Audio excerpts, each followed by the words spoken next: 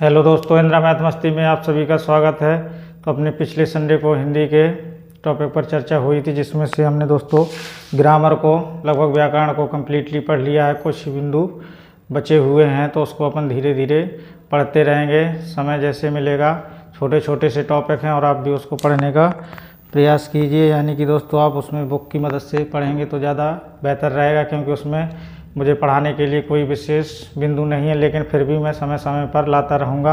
आज जो अपन स्टार्ट करेंगे वो हिंदी से संबंधित ही टॉपिक होगा, और अपन साहित्य को भी मैंने बताया था पढ़ने का प्रयास करेंगे। तो आज अपन साहित्य की पहली क्लास लेंगे, इसके बाद साहित्य को बहुत ही जल्दी से कवर कर लेंगे, फिर इसके बाद कोई नया सब्जेक्ट ही स्टार्ट करेंगे। तो दोस्तों आज का हमारा जो टॉपिक रहेगा वो साहित्य से संबंधित रहेगा, यानी हिंदी साहित्य का इतिहास देखेंगे।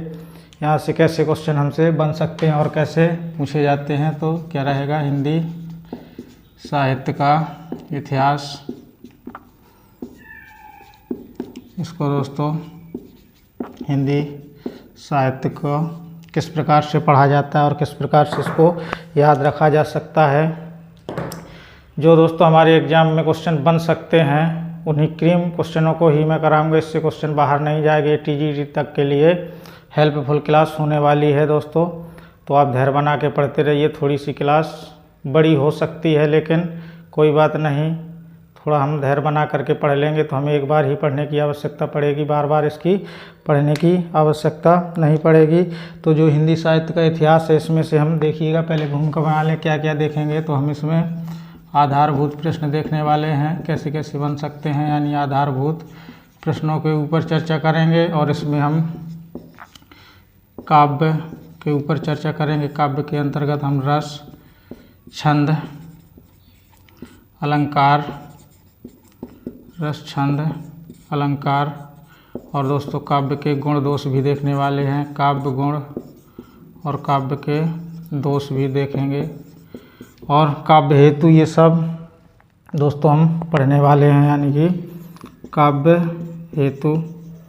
और देखिएगा इसके अंतर्गत और हम क्या पढ़ेंगे, और ऐसे हमसे आधारभूत प्रश्न में कैसे कैसे क्वेश्चन बन सकते हैं। जैसे देखिएगा इसके अंतर्गत हम काल विभाजन देख लेंगे। काल विभाजन से संबंधित, काल के नामकरण से संबंधित किस प्रकार से क्वेश्चन बन सकते हैं, काल नामकरण और जैसे पद्धतियां हैं, ये सब प्रकार के इतिहास लेखन की पद्धतियां, प्रमुख साहित्य इतिहास ग्रंथ यानी इतिहास लेखन की पद्धतियां। मैं पहले भूमिका ही बना दूं, इतिहास लेखन की पद्धतियां और प्रमुख इतिहास ग्रंथ भी इसमें पढ़ने वाले हैं। प्रमुख इतिहास जो ग्रंथ हैं उनके बारे में चर्चा करेंगे। और दोस्तों हम क्या देख लेंगे, प्रमुख जो रचना है, रचनाकारों के नाम, ये सब दोस्त इसके अंतर्गत पढ़ेंगे। प्रमुख रचना और रचनाकारों के नाम, इनसे संबंधित हमसे कैसे क्वेश्चन बन सकते हैं। और साहित्य से संबंधित पुरस्कारों का विवरण भी देख लेंगे, यानी साहित्य से संबंधित, साहित्य से संबंधित पुरस्कारों का विवरण। तो इस प्रकार से दोस्तों हम बहुत सारे बिंदु पढ़ने वाले हैं, तो आप धैर्य बना करके क्लास को देखते रहिएगा और सुनते रहिएगा। हम आगे ऐसे ही पढ़ते रहेंगे और समझते हुए चलेंगे आगे की क्लास को। थोड़ा सा दोस्तों मैं एक बार देख लूँ कहीं रुक तो नहीं गई है, क्योंकि क्लास बड़ी बड़ी हैं और क्लास रुक जाती हैं तो थोड़ा सा दोस्तों में दिक्कत का सामना करना पड़ सकता है। अब हम जो दोस्तों पढ़ने वाले हैं वो साहित्य इतिहास लेखन की पद्धतियां से स्टार्ट करेंगे, यानी कि पहली हेडिंग रहेगी अपनी साहित्य इतिहास लेखन की पद्धतियां। तो आप इस क्लास को ज़्यादा से ज़्यादा लोगों तक दोस्तों पहुंचाइए, जिससे वो लोग भी हमसे जुड़ें और हम सभी मिल करके आनंदपूर्वक पढ़ सकें। तो बड़ा ही आनंद आएगा पढ़ने में, बस आप धैर्य बनाते हुए चलिए और नोट्स को कंप्लीट बनाते हुए चलना है। साहित्य इतिहास लेखन की पद्धतियों के बारे में जानेंगे, यानी साहित्य इतिहास लेखन की पद्धतियाँ। मैं दोस्तों आपको बता दूं कि ये साहित्य है, इसमें कोई समझाने का विशेष ज़्यादा रोल नहीं रहता है। इसमें तो आपको याद ही करना पड़ेगा, जहाँ समझाने की बात आएगी तो मैं उसको दोस्तों समझाने का पूरा प्रयास करूँगा। तो आपको पढ़ते रहना है। जैसे हिंदी साहित्य का इतिहास क्या है और इसकी आवश्यकता क्यों पड़ गई। हिंदी साहित्य का इतिहास जानेंगे तो इसके बारे में जो हिंदी साहित्य का इतिहास का लेखन था उसका प्रथम प्रयास किसने किया था, ये क्वेश्चन भी हमसे पूछा जाता है। सीधे हम क्वेश्चनों के ऊपर चर्चा करेंगे। यानी हिंदी साहित्य का इतिहास लेखन का प्रथम प्रयास जो था वो दोस्तों कौन था, तो एक फ्रेंच विद्वान था और उस फ्रेंच विद्वान का नाम क्या था, गार्सा दा तासी था। ये आप सभी ने नाम सुना होगा। आप धीरे धीरे इन सभी रचनाओं से परिचित होंगे तो आपको क्लासें समझ में आती रहेंगी और नाम भी आपके सुने सुनाए लगते रहेंगे। बस थोड़ा सा दोस्तों आपको स्मरण कराना है। और वो भी किस भाषा में लिखा गया था, तो वो भी फ्रेंच भाषा में ही था, ना कि कोई हिंदी भाषा में था और ना ही अंग्रेजी भाषा में था। तो मैं आगे लिख सकता हूँ हिंदी साहित्य का इतिहास लेखन का प्रथम प्रयास।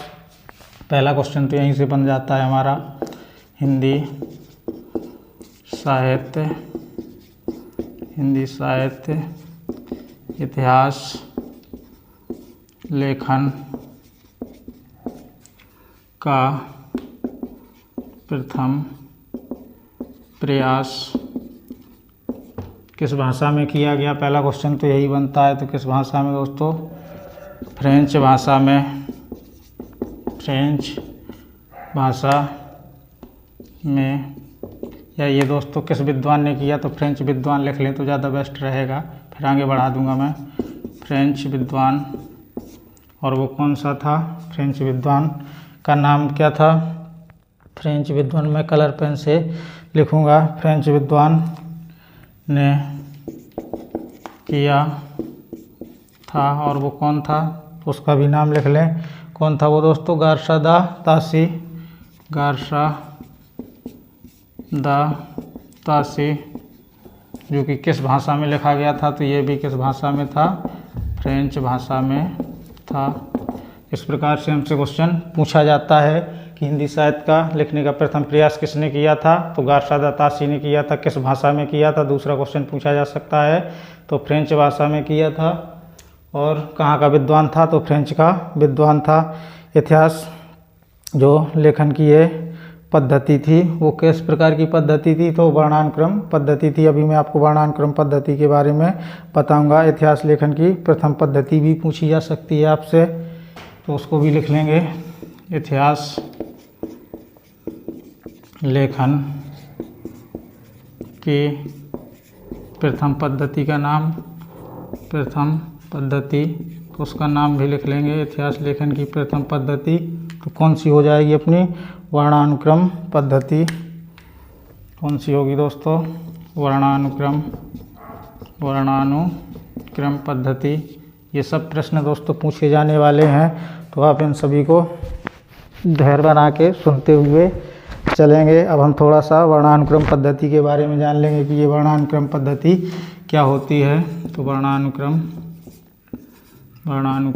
पद्धति, इतिहास लेखन की पद्धतियाँ पढ़ रहे हैं अब हम, तो पहली पद्धति देख लेंगे। वर्णानुक्रम पद्धति क्या होती है, तो देखिए जिस प्रकार से हमने वर्णों को पढ़ा था उसी से जोड़ते हुए पढ़ें।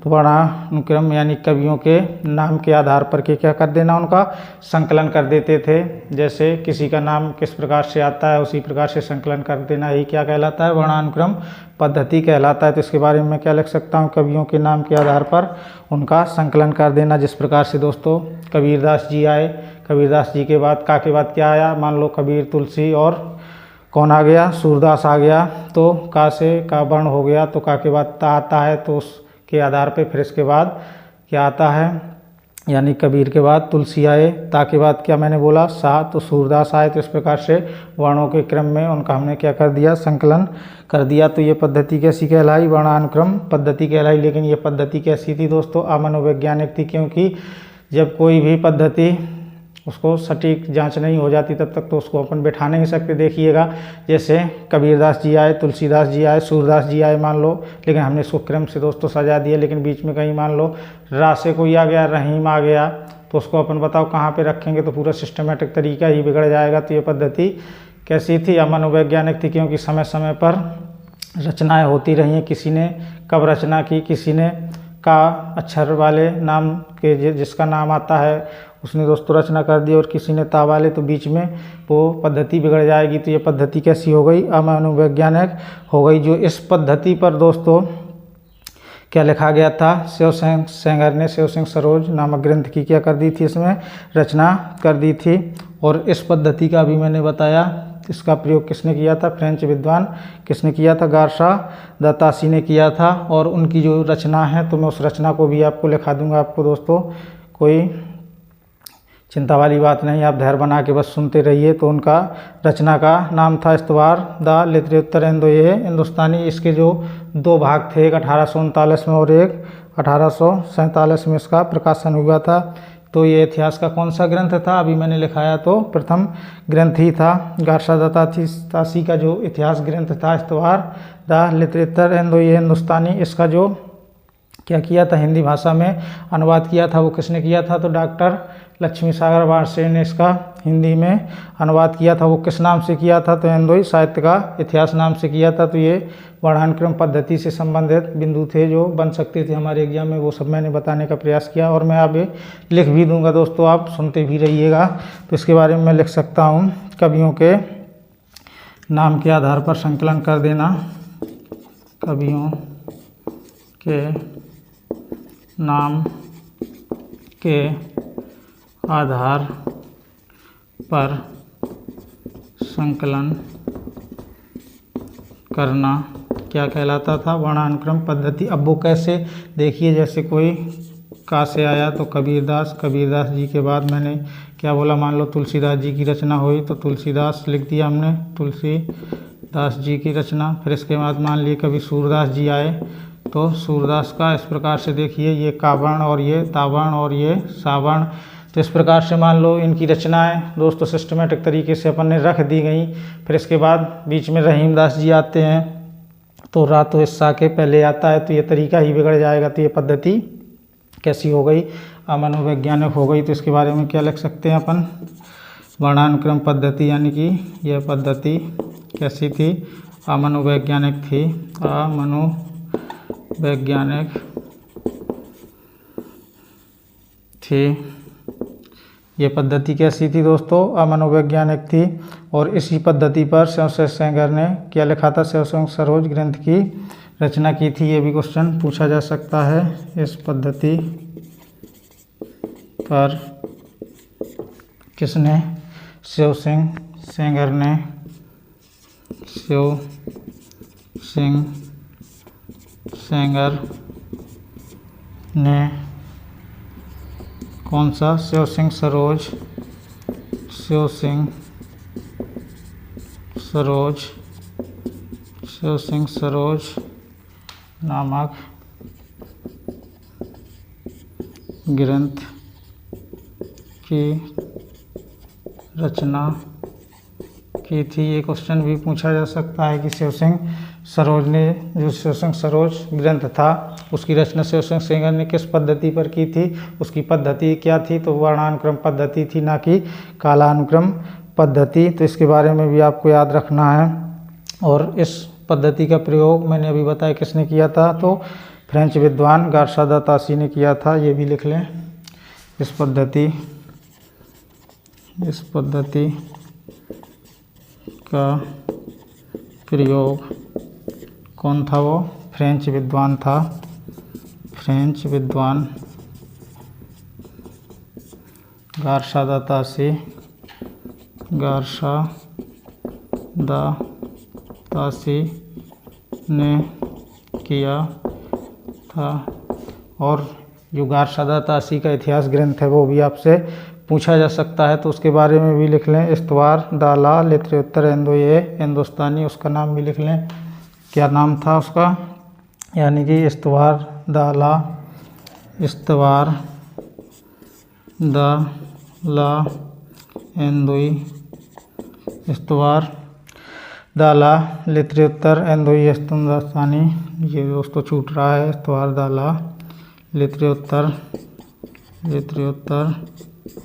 हिंदुई ए हिंदुस्तानी, हिंदुई ए हिंदुस्तानी नामक ग्रंथ की रचना की थी।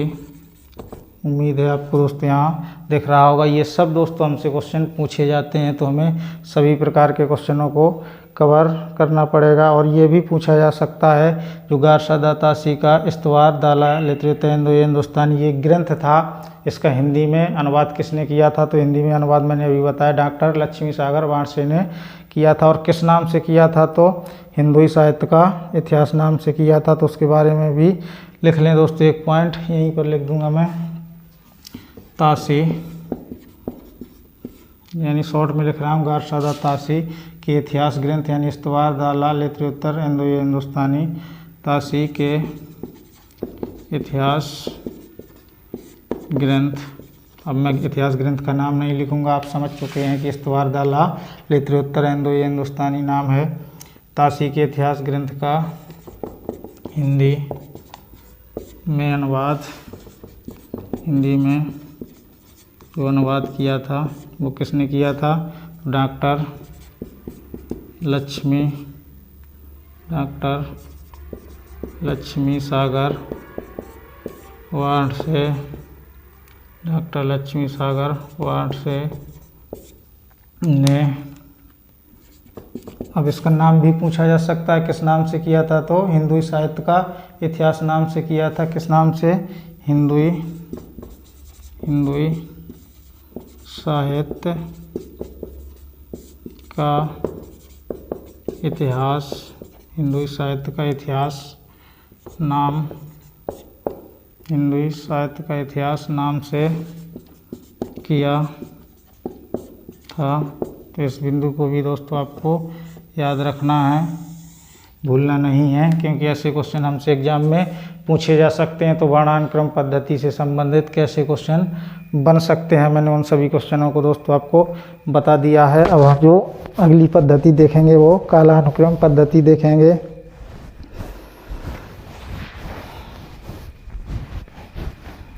सभी प्रकार की पद्धतियां पढ़ेंगे आज अपन। फिर इसके बाद दोस्तों विभाजन से संबंधित भी क्वेश्चन देख लेंगे। पहले आप एक बार इसका स्क्रीनशॉट ले सकते हैं, या दोस्तों मैं इसको अब हटा रहा हूँ, अगली पद्धति का नाम लिख रहा हूँ, यानी कि अब हम कालानुक्रम पद्धति को देखेंगे। हमने वर्णानुक्रम पद्धति को देख लिया है। अब अगली पद्धति, क्योंकि बहुत सारी पद्धतियाँ आई, सब प्रकार की पद्धति, जब तक दोस्तों सफल नहीं कोई पद्धति हो जाती तब तक तो हम उसको मान नहीं सकते। ये पद्धति तो कैसी थी? या मनोवैज्ञानिक थी, क्योंकि वर्णानुक्रम पद्धति में मैंने बताया कि इसमें वर्णों के आधार पर संकलन करना मुश्किल हो गया था, इस वजह से यह मनोवैज्ञानिक थी। जब तक दोस्तों कोई पद्धति सटीक नहीं बैठ जाती है तब तक तो अपवाद चलते ही रहेंगे। तो आगे की पद्धति का भी विचार चलने लगा कि मान लो ऐसे आ गए विभिन्न प्रकार के रचनाकार, तो उनको कैसे रखेंगे, तो उनके लिए भी व्यवस्थाएं की जा रही हैं। देखते रहिए आप तो क्लास को, और शेयर भी करते रहिए और नोट्स भी बनाते रहिए, समझते भी चलिए। इसमें समझने का कम और याद करने का ज़्यादा रहता है। तो अगली हम पद्धति जो हम देखेंगे वो कौन सी पद्धति होगी? तो कालानुक्रम पद्धति। कौन सी पद्धति? कालानुक्रम पद्धति, यानी कि समय के आधार पर इसको किस प्रकार से संकलन किया गया। तो इस पद्धति में जो कवियों का जन्म था उसके आधार पर क्या किया गया था? इतिहासों का संकलन किया गया था। यानी इस पद्धति में कवियों के, ऐसा लिख सकता हूँ मैं, इस पद्धति में कवियों के जन्म के आधार पर प्रमुख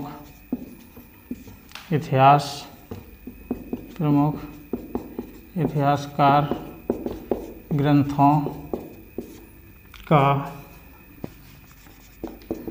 संकलन किया गया।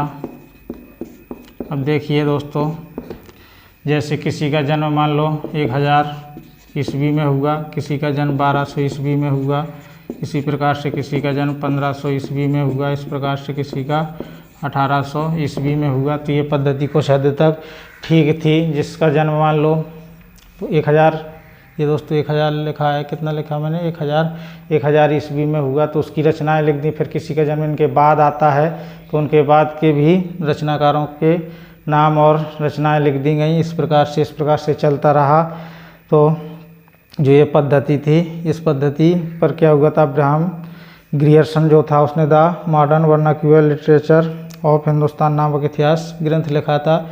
इस पद्धति का भी ग्रंथ पूछा जाता है तो उसको भी लिख लेंगे पहले। यानी इस पद्धति में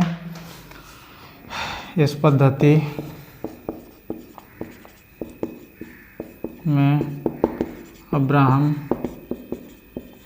ग्रियर्सन, कौन थे ये, अब्राहम ग्रियर्सन ने कौन सा लिखा था, the modern vernacular literature of Hindustan, the modern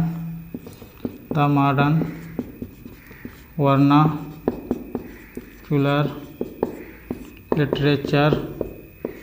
literature the modern vernacular literature of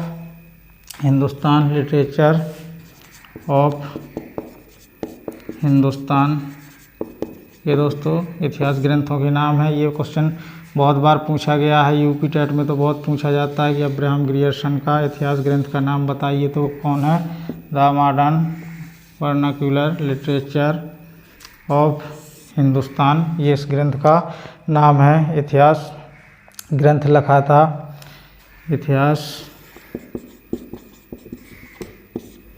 ग्रंथ लिखा था। इसकी भाषा भी दोस्तों पूछी जा सकती है, तो वो कौन सी भाषा थी, अंग्रेजी भाषा में लिखा गया था। ये देखिए पहला वर्णानुक्रम पद्धति वाला कौन सा था, तो फ्रेंच भाषा में था, और ये अंग्रेजी भाषा में था। जो हिंदी साहित्य काल विभाजन का प्रथम प्रयास इसी को माना जाता है। यानी हिंदी साहित्य का काल विभाजन का प्रथम प्रयास किसने किया था, तो ग्रियर्सन ने ही किया था। तो इसके बारे में भी लिख लें, हिंदी साहित्य काल विभाजन, हिंदी साहित्य काल विभाजन का प्रथम प्रयास किसको माना जाता है, तो अब्राहम ग्रियर्सन को माना जाता है। और यह ग्रंथ कब दोस्तों, 1888 में एक एशियाटिक सोसाइटी ऑफ बांग्ला नाम से पत्रिका निकलती थी, तो उसके विशेषांक के रूप में छपा था, उसको भी लिख लें। यह ग्रंथ, ये भी दोस्तों पूछा जाता है क्वेश्चन, यह ग्रंथ 1888 में एक कौन सी पत्रिका निकलती थी, तो Asiatic society of Bangla, Asiatic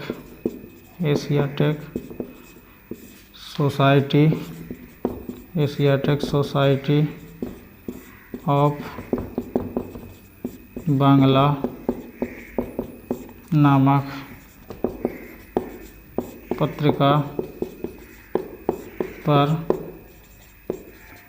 एक विशेषांक के रूप में छपा था। पत्रिका पर विशेषांक के रूप में छपा था। तो दोस्तों ऐसे सभी क्वेश्चनों को आपको ध्यानपूर्वक धैर्यपूर्वक पढ़ते हुए चलना है और स्मरण करते हुए चलना है, कहीं हमसे क्वेश्चन गलत ना होने पाए। और जो दोस्तों इस इतिहास ग्रंथ का प्रकाशन वर्ष भी पूछा जा सकता है। ये तो दोस्तों छपा था, लेकिन प्रकाशन वर्ष कब हुआ था, तो इसका 1889 में प्रकाशन वर्ष हुआ था। इसका प्रकाशन वर्ष कब हुआ, तो 1889 में हुआ था।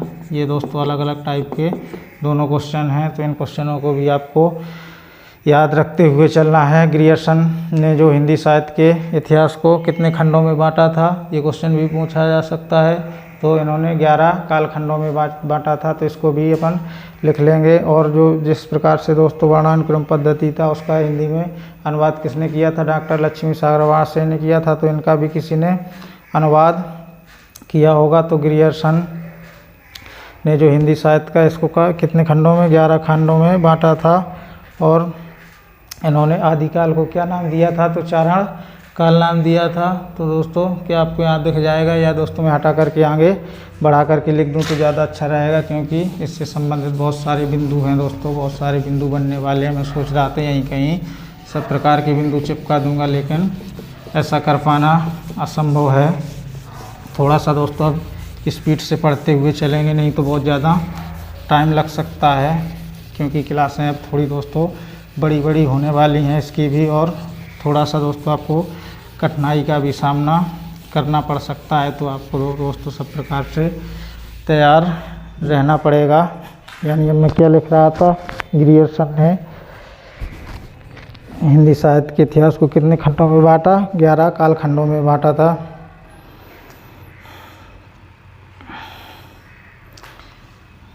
ग्रियर्सन, अब्राहम ग्रियर्सन ने किसको? हिंदी साहित्य के इतिहास को किसको दोस्तों? हिंदी साहित्य के इतिहास को, हिंदी साहित्य के इतिहास को कितने? 11 कालखंडों में बांटा था।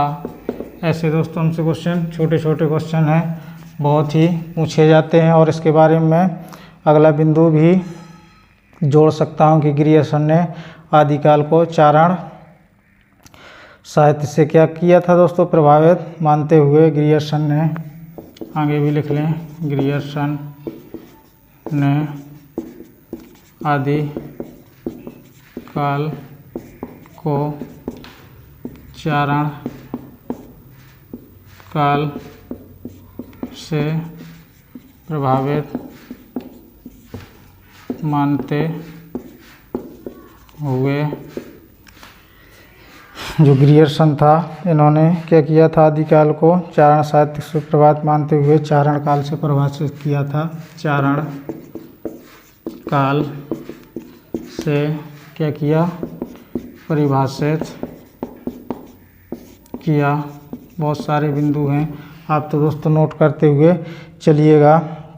यानी भक्ति काल को हिंदी साहित्य का स्वर्णकाल, देखिएगा ये तो क्वेश्चन सबको आता होगा। क्वेश्चन भी पूछा जाता है कि किस काल को स्वर्णकाल कहा जाता है, तो आपका आंसर होता है भक्ति काल। लेकिन कभी दोस्तों आपसे ये क्वेश्चन पूछ ही लिया जाए कि भक्ति काल को स्वर्णकाल सबसे पहले किसने कहा था, तो बहुत से लोग इस क्वेश्चन को नहीं जानते होंगे, गलत कर देंगे। तो वो ग्रियर्सन ने ही कहा था। तो मैं आगे लिख सकता हूँ भक्ति काल को हिंदी का, ये क्वेश्चन तो बहुत ही बार पूछा गया है, भक्ति काल को हिंदी साहित्य का क्या कहा जाता है? स्वर्णकाल।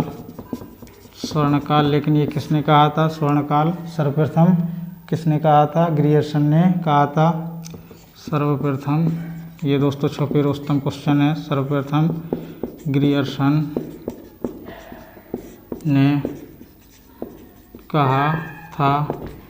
ये दोस्तों लिटरेचर है, थोड़ा सा आपको समझने में भी कठिनाई हो सकती है। जिस प्रकार से दोस्तों जो तासी का हिंदी भाषा में अनुवाद किया था, तो इसका भी किसी ने अनुवाद किया होगा। तो गारसादा तासी का तो किसने किया था? डॉक्टर लक्ष्मी सागर वाजपेयी ने किया था। लेकिन इसका जो हिंदी में अनुवाद किया था वो किसने किया था? तो डॉक्टर किशोरी लाल गुप्त ने हिंदी साहित्य का प्रथम इतिहास नाम से किया था। तो इसके बारे में भी लिख सकते हैं। यानी ग्रियर्सन के इतिहास का हिंदी भाषा में अनुवाद किसने किया, तो उसके बारे में भी लिख लें। यानी ग्रियर्सन, अगला बिंदु बना के लिख सकता हूँ मैं, ग्रियर्सन के इतिहास ग्रंथ में दोस्तों फिर से बार बार नहीं लिखूंगा। जो ग्रियर्सन का इतिहास ग्रंथ है, मैं आपको बता चुका हूँ कि द वर्नाक्यूलर लिटरेचर नामक से है। ग्रियर्सन के इतिहास ग्रंथ का, दोनों क्वेश्चन ये अलग अलग हैं। हिंदी भाषा में अनुवाद, हिंदी भाषा में अनुवाद किसने किया था? तो डॉक्टर, इसके बारे में भी लिख लें, डॉक्टर किशोरी लाल गुप्त, डॉक्टर किशोरी लाल गुप्त ने। अब किस नाम से किया था? तो उसका नाम भी लिख लेंगे, हिंदी साहित्य का प्रथम इतिहास, हिंदी साहित्य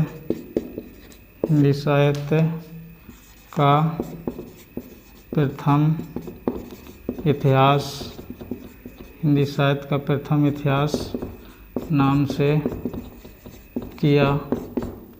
किस नाम से किया? हिंदी साहित्य का प्रथम इतिहास नाम से अनुवाद किया गया था। दोस्तों उम्मीद है आपको समझ में आ गया होगा। अब देखिएगा मैं कुछ रचनाएं लिख दूं कि कैसे कैसे क्वेश्चन पूछे जा सकते हैं। देखिएगा बहुत अच्छे क्वेश्चन लिखूंगा, इसको समझते हुए थोड़ा सा चलना। दोस्तों मैं स्टार मार्क कर रहा हूँ। ऐसे क्वेश्चन पूछे जाते हैं, जैसे आपसे पूछ लिया जाए कि जो हिंदी साहित्य का आधा इतिहास था वो किसने लिखा?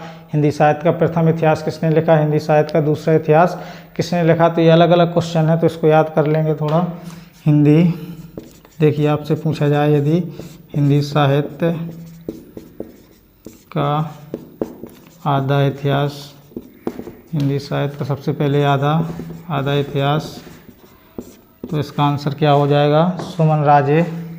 क्या होगा इसका आंसर? सुमन राजे। आपको शायद दिखाई नहीं दे रहा होगा, मैं फिर से लिख रहा हूँ। किसने किया? तो सुमन राजे लिखा है। ये थोड़ा सा एडजस्ट कर लेंगे, क्योंकि मैं एक ही पेन से लिखूंगा तो आप उसमें ज़्यादा इंटरेस्टेड नहीं होंगे।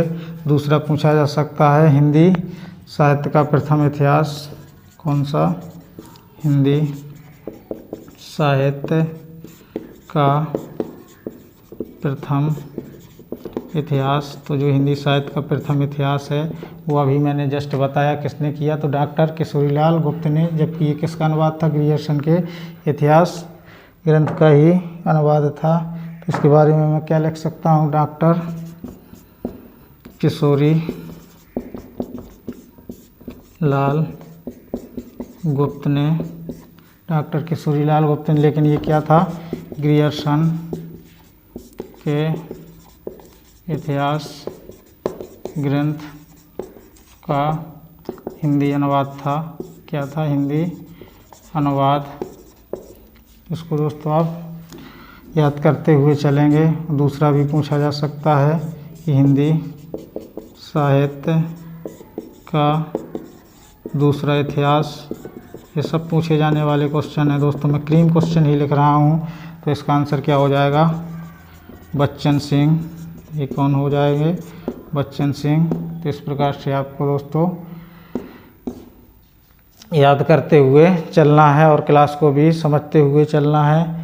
और भी ऐसे दोस्तों हमसे क्वेश्चन बन सकते हैं कि जो कालानुक्रम पद्धति में दूसरा इतिहास ग्रंथ भी पूछा जा सकता है। ये कालानुक्रम पद्धति वाला पहला इतिहास तो हो गया, और दूसरा इतिहास भी पूछा जा सकता है। ये हिंदी साहित्य का दूसरा इतिहास था, और कालानुक्रम पद्धति का दूसरा इतिहास पूछा जाए तो उसका आंसर क्या हो जाएगा दोस्तों? तो मिश्र बंधु विनोद से लिया गया था। जो कि उसके रचनाकार कौन थे? तो मिश्र बंधु ही थे। मिश्र बंधु है तो उसमें 3 बंधु थे, उनके नाम भी पूछे जाते हैं, वो भी लिख लें ज़रा। यानी कि इसके बारे में मैं आगे क्या लिख दूं दोस्तों? कालानुक्रम पद्धति में दूसरा इतिहास ग्रंथ, कालानुक्रम पद्धति में दूसरा इतिहास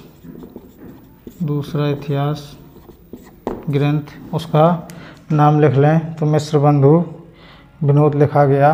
क्या लिखा गया था? मिश्र बंधु विनोद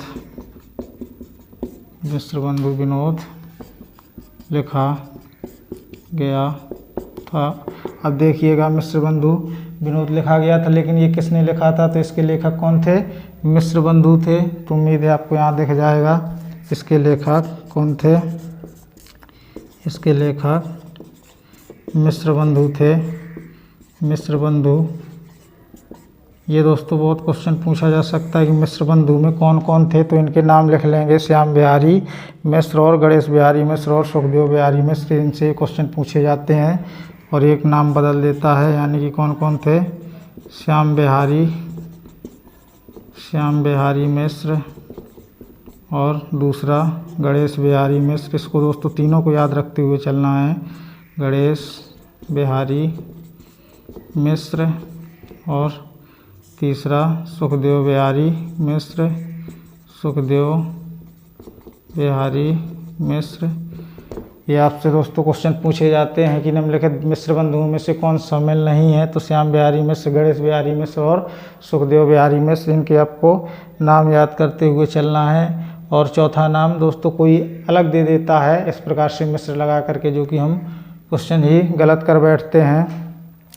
और इसके बारे में आगे क्या लिख सकते हैं, क्या हो? तो दोस्तों इसके मैं भाग लिख दूं तो पहला भाग कब आया था और दूसरा कब? तो 1913 और 1934 में। कब आए थे इनके भाग? 1913 और एक 1934 में। तो आप इसको भी थोड़ा सा याद रख लेंगे, क्योंकि साहित्य पढ़ रहे हैं तो मिशन को भी याद रखना हुआ चलेगा। आचार्य शुक्ल ने रीतिकाल कवियों का परिचय भी किससे किया था? मिश्रबंधु विनोद से किया था। तो उस पॉइंट को भी लिख लेंगे, यानी कि यहाँ पे लिख दूँ दोस्तों, थोड़ा सा देख लेंगे। आचार्य शुक्ल ने रीतिकालीन कवियों का, आचार्य शुक्ल ने जो रीतिकालीन कवियों का परिचय है किससे लिया है? रीतिकालीन कवियों का परिचय किससे लिया? तो मिश्रबंधु विनोद से लिया है। मिश्रबंधु विनोद किसकी रचना है? तो मिश्रबंधुओं की रचना है।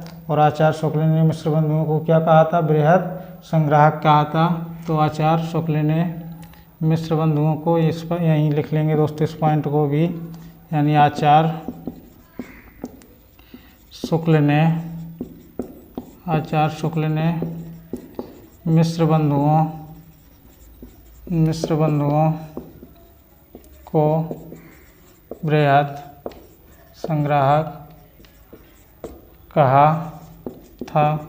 दोस्तों ये पढ़ने का तरीका होता है कि एक ही जगह पर हम ज़्यादा से ज़्यादा जानकारी समेट सकें, जिससे हमें दोस्तों रिवाइज करने में दिक्कत ना पड़े और आसानी से हम रिवाइज कर सकते हैं। तो दोस्तों हमने 2 पद्धतियाँ कंप्लीटली पढ़ ली हैं। अब हम अगली पद्धति के बारे में चर्चा करेंगे, यानी कि आलोचनात्मक पद्धति। आलोचनाओं का भी अर्थ होता है गुण और दोष को देख करके चर्चा करना। तो इसके बारे में भी थोड़ा सा देख लें। आज दोस्तों हम जितने भी प्रकार की पद्धतियां हैं, सब प्रकार की पद्धतियों के बारे में चर्चा कर लेंगे। फिर इसके बाद आगे दोस्तों कोई और बिंदु पर चर्चा करेंगे। थोड़ी सी क्लास है, बड़ी भले ही हो सकती हैं, लेकिन मटेरियल दोस्तों आपको बहुत ही अच्छा मिलने वाला है। जो एग्ज़ाम में पूछे जाते हैं हम वही क्वेश्चन ही कराएंगे। यहाँ से क्वेश्चन बाहर जाने की उम्मीद बहुत ही कम रहती है।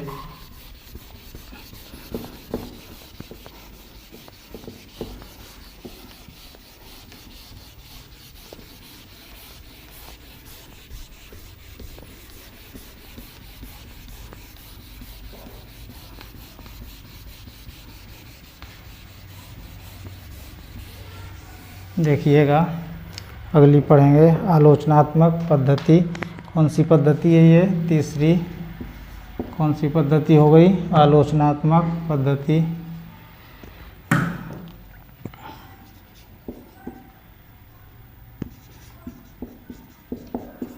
आलोचनात्मक पद्धति के बारे में चर्चा करेंगे, यानी कि आलोचनात्मक पद्धति, इसके बारे में बोलें तो पक्ष और विपक्ष पर चर्चा करना, गुण और दोष पर चर्चा करना। यानी कि किसके बारे में चर्चा करेंगे अपन? इसमें पक्ष और विपक्ष पर क्या करेंगे?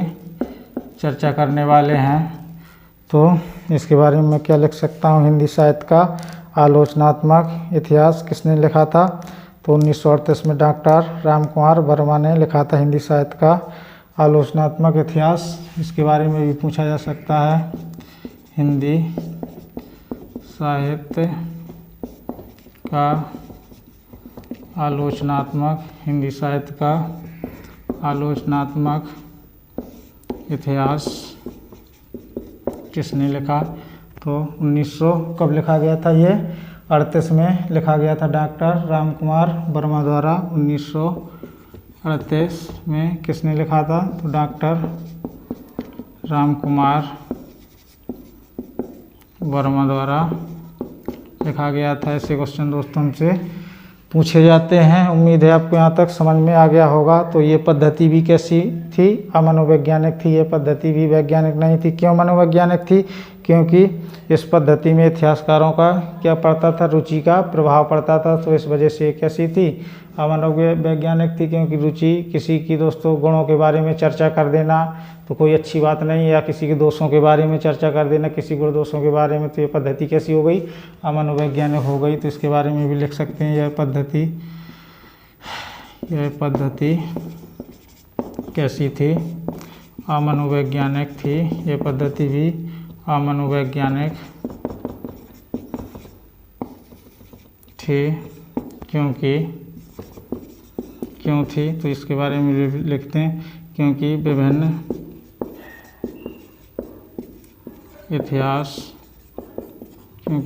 इतिहासकारों की रुचि पर प्रभाव पड़ता था। तो इस वजह से ये पद्धति कैसी थी? मनोवैज्ञानिक पद्धति थी। अब थोड़ा सा दोस्तों वैज्ञानिक पद्धति के बारे में भी जान लें, यानी कि चौथी पद्धति कौन सी? वैज्ञानिक पद्धति के बारे में चर्चा कर लें, फिर इसके बाद अगली पद्धति देख लेंगे। तो वैज्ञानिक पद्धति क्या है?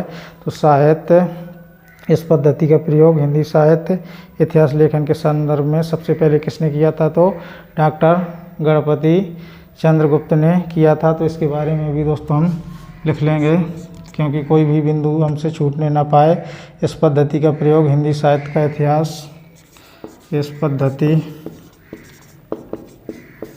का प्रयोग हिंदी साहित्य का इतिहास, हिंदी साहित्य का इतिहास किसने किया? हिंदी साहित्य का इतिहास लेखन के संदर्भ में,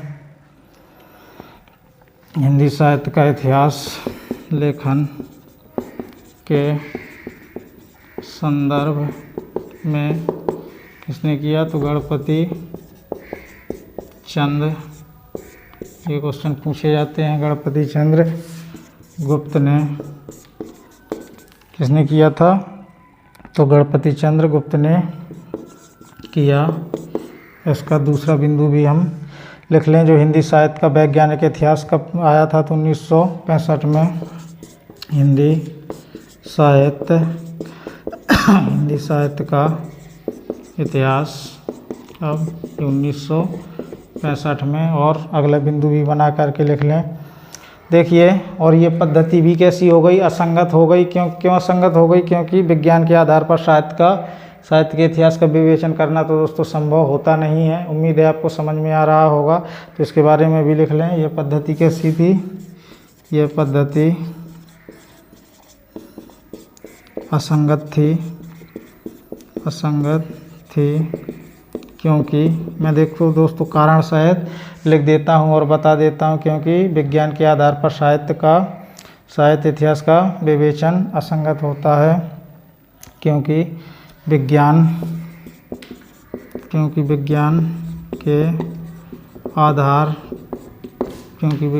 के आधार पर साहित्य इतिहास का विवेचन कैसा होता है? असंगत होता है। देखिए, जब ये पद्धति भी दोस्तों कैसी हो गई? असंगत हो गई, अमनोवैज्ञानिक हो गई, तो कोई अगली पद्धति भी आई होगी। तो अगली पद्धति कौन सी आई? विधेयवादी पद्धति आई। तो उसके बारे में भी चर्चा कर लें। अब विधेयवादी पद्धति कैसी रही, फिर इसके बाद कौन सी पद्धति आई, या यहीं से दोस्तों पद्धतियाँ ख़त्म हो गई। जितने भी प्रकार के क्वेश्चन बन सकते हैं मैं सभी प्रकार को समेटने का प्रयास कर रहा हूँ। बस आप तो धैर्यपूर्वक क्लास को सुनते चलिए और समझते चलिए और विश्वास से पढ़ते रहिए। आपसे कोई भी क्वेश्चन बाहर जाने वाला नहीं है।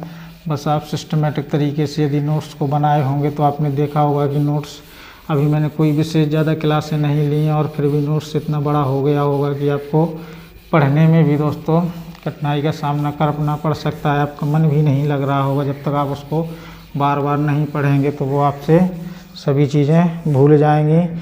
अगली पढ़ेंगे हम विधेयवादी पद्धति। 5वीं कौन सी पद्धति आई? तो विधेयवादी पद्धति के बारे में जानेंगे। विधेयवादी पद्धति, इसके बारे में हम चर्चा कर लें थोड़ी सी। जो विधेयवादी पद्धति थी वो साहित्य का इतिहास, वहाँ की जनता की चित्तवृत्तियों का संचित क्या थी? प्रतिबिंब थी। ये किसने कहा था? शुक्ल ने कहा था। तो उसके बारे में भी लिख लेंगे, क्योंकि ऐसे कथन भी हमसे पूछे जाते हैं। यानी साहित्य का इतिहास, साहित्य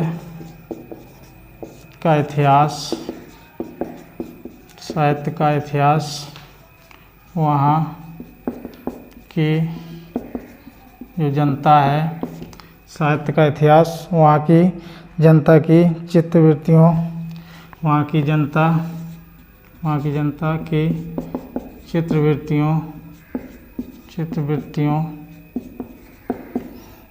का प्रतिबिंब है। ये किसने कहा था? तो ये शुक्ल ने कहा था। उसने शुक्ल का कथन है। और अगला बिंदु भी हमसे पूछा जा सकता है, उसके बारे में भी जान ले। विधेयवादी पद्धति के प्रवर्तक पूछे जाते हैं, तो इसके बारे में भी लिख लेंगे। ये क्वेश्चन बहुत अच्छा है दोस्तों। विधेयवादी पद्धति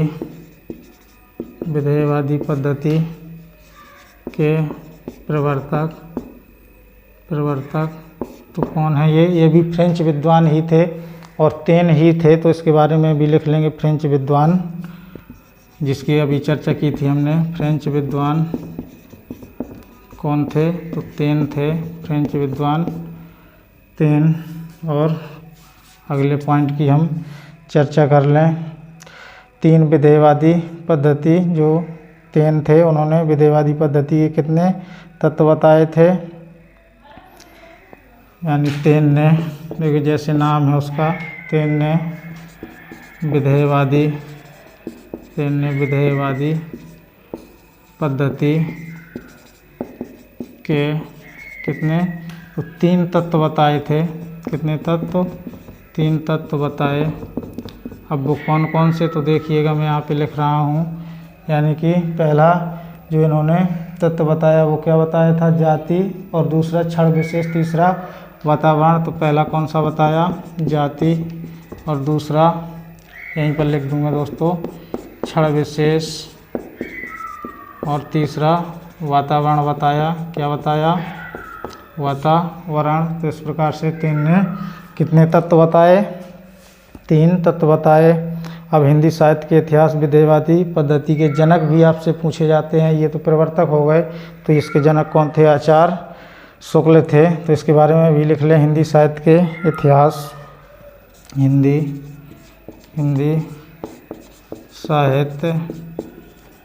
साहित्य के इतिहास, जो हिंदी साहित्य का क्या था? इतिहास था। विधेयवादी पद्धति के जनक हिंदी साहित्य के इतिहास के विधेयवादी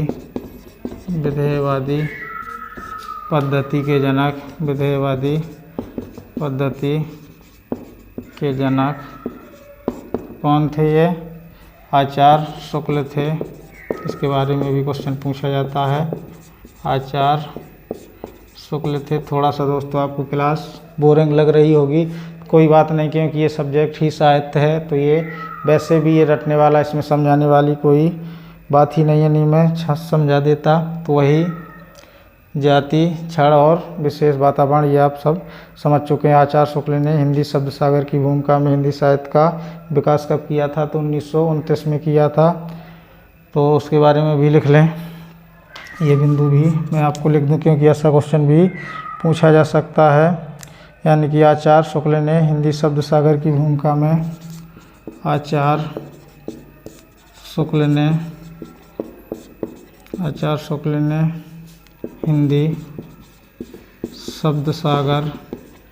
हिंदी शब्द सागर की भूमिका में कब दोस्तों? 1929। कब? 1929 में हिंदी साहित्य का विकास नामक इतिहास ग्रंथ लिखा था। 1929 में हिंदी साहित्य इतिहास का, हिंदी साहित्य का विकास, हिंदी साहित्य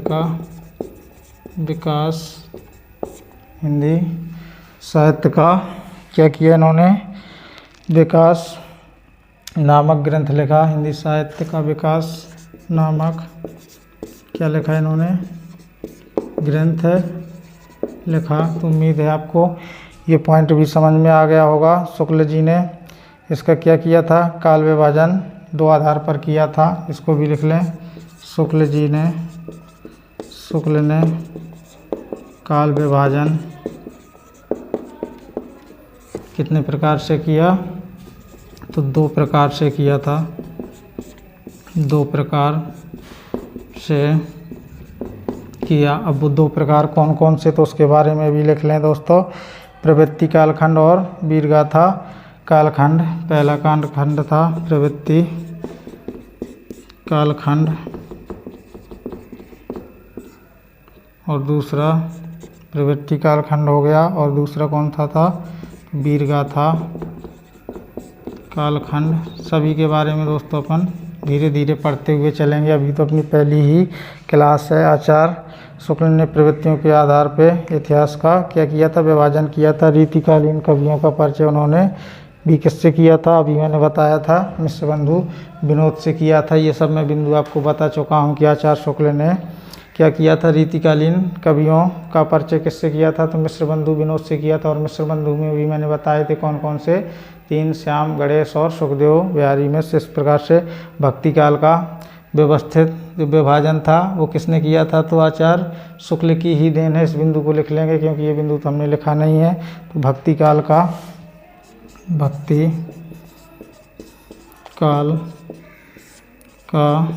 व्यवस्थित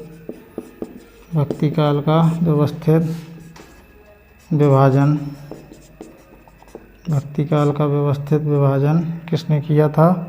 तो आचार्य शुक्ल ने किया